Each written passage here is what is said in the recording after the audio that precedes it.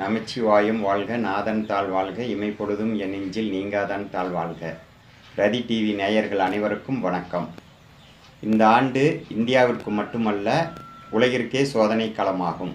3 கட்டங்களாக கடுமையான புயல் தாக்கக்கூடிய தருணம் இது.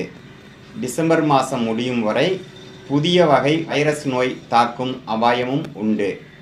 முதல் கட்டமாக அக்டோபர் மாதம் 30, 31 தேதிகளிலும் தமிழக அளவில் சென்னை, கடலூர், நாகை, கன்னியாகுமரி மாவட்டங்களிலும், இந்திய அளவில் மகாராஷ்டிரா, ஆந்திரா, கேரளத்தின் வடக்கு பகுதி, தென் தமிழ்நாடு பகுதிகளிலும் புயல் தாக்கக்கூடிய வாய்ப்பு உண்டு.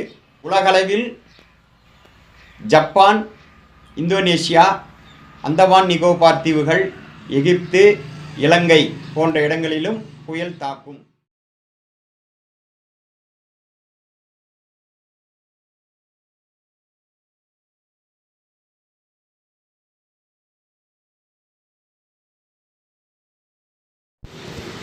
அக்டோபர் 30, 31 தேதிகளில் உலக அளவில் சுனாமி, நிலநடுக்கம், இயற்கை சீற்றங்கள் நடக்கும் என்று கூறியிருந்தார்.